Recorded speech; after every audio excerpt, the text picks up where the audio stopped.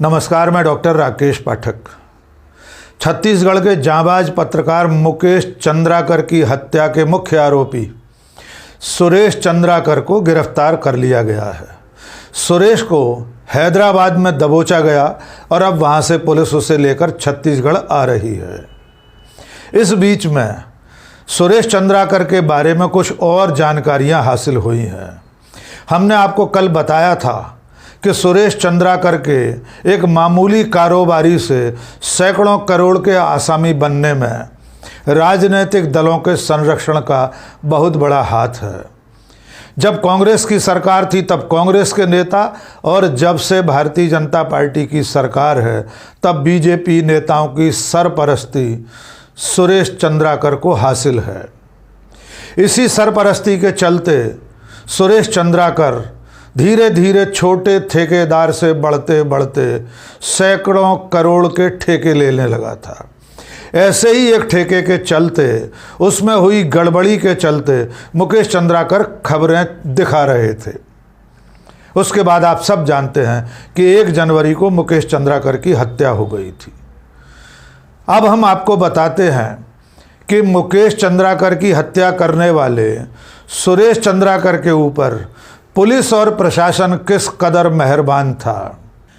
ये जो तस्वीर आप स्क्रीन पर देख रहे हैं, इस तस्वीर में कॉम्बैट यूनिफॉर्म पहने हुए जो व्यक्ति हैं वो हैं बीजापुर के पुलिस कप्तान जितेंद्र यादव।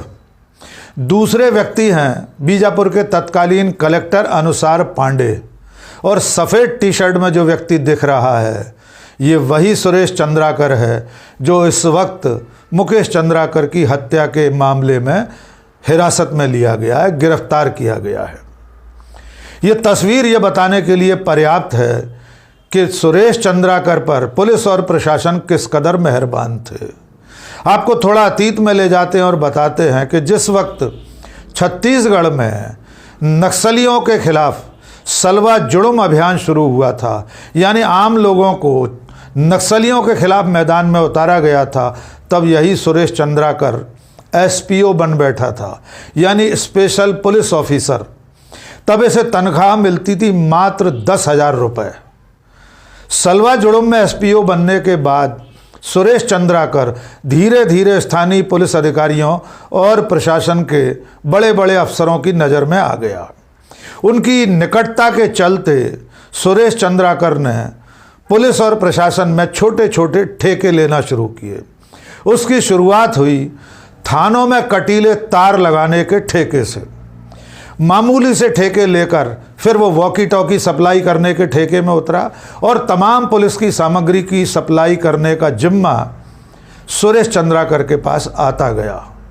छोटे ठेकेदार से बढ़ते बढ़ते सुरेश चंद्राकर एसपी, कलेक्टर और नेताओं की कृपा से, उनकी मेहरबानी से बड़ा ठेकेदार बन गया। और उसके बाद जिस सड़क के ठेके को लेकर ये पूरा मामला सामने आया है वो ठेका मूलतः 56 करोड़ रुपए का था।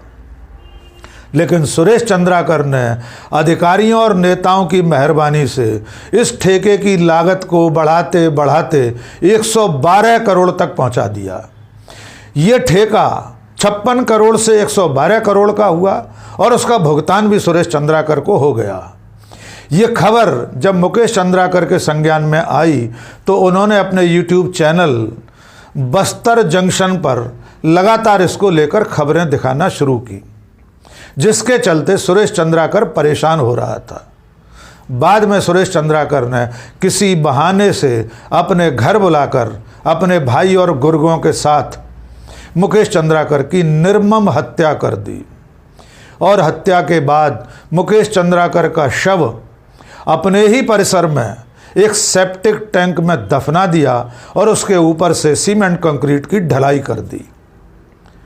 शव बरामद होने के बाद जब पोस्टमार्टम किया गया तब ये मालूम हुआ कि सुरेश चंद्राकर और उसके साथियों ने मुकेश चंद्राकर की इतनी निर्ममता से हत्या की कि उसके लीवर के 4 टुकड़े हो गए थे, उसका हार्ट फट गया था, उसकी 5 पसलियां टूटी हुई पाई गई हैं, उसकी गर्दन टूटी हुई पाई गई है। शरीर का एक भी हिस्सा ऐसा नहीं है जिसमें चोट के निशान न हो।